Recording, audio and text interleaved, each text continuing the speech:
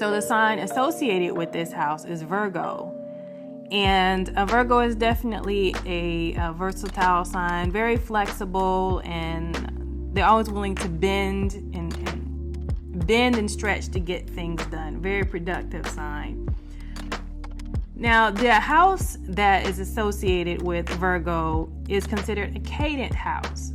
So the Cadent houses, they are after the succeeded house.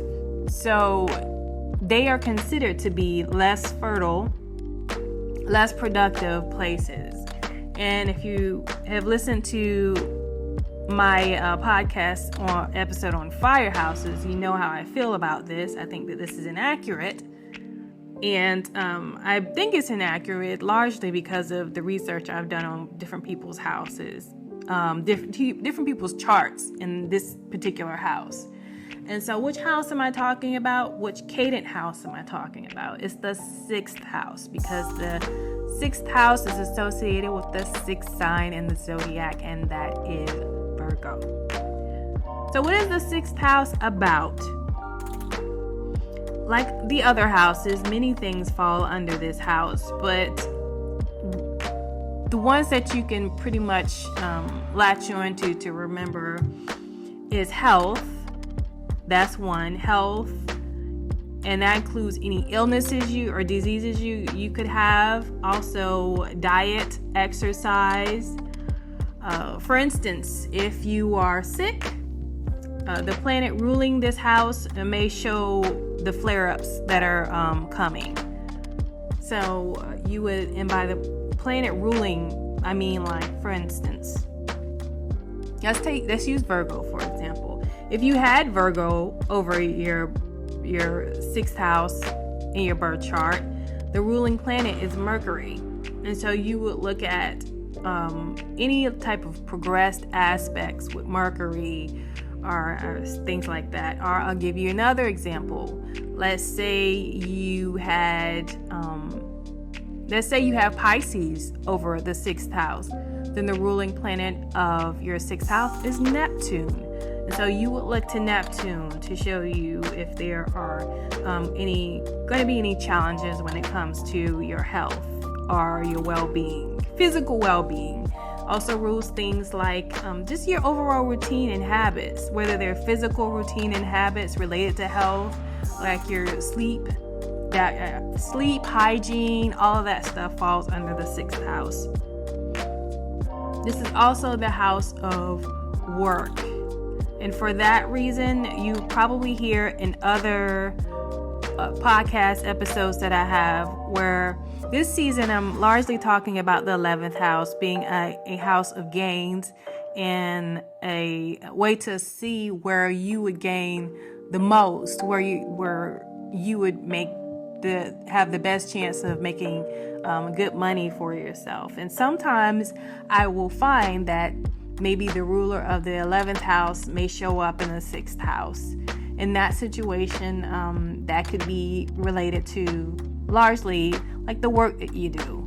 And so the 6th house does rule work. Another popular or common thing I see with people that are successful is a lot of times the ruler of the 6th house falls in the 2nd house. You may remember just a few minutes ago, I was talking about the 2nd house and how it is the first money house in your chart. So there are a couple of things that you could notice, look at your chart and look for and see if you have, and to try to understand. But in a nutshell, another thing I notice is that usually successful people do have at least 1 or 2 planets in their 6th house.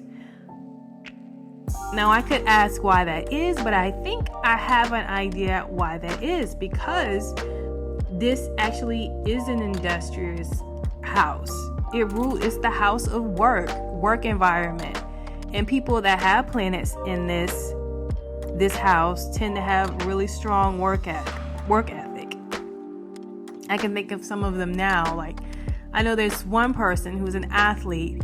Almost all of their planets are in the 6th house, and they're considered to be one of the best athletes in the world. So it's not that this house, the sixth house, is unproductive. It's actually the opposite. It's very productive, and it's a very important part of the work that you do, and where you're going to put your energy when it comes to work. It's the day-to-day things that you will do, and we would like to think of success in a glamorous way, in glamorous terms, but the truth is, success, the acquisition of success tends to be slow, and it has to do with the discipline to stick to a routine, do the same thing over and over again, day after day, month after month, sometimes year after year. Many times success takes a while, and by a while, especially when I think about the entertainment industry, it seems like it takes them on average about 10 years to finally see some progress in their career. And so that's something that a person would have to take into consideration if they wanted to pursue the entertainment industry, whether it's singing, acting, whatever, any part of the entertainment industry. They have to be willing to put in the work to, over a long period of time, without necessarily seeing much progress.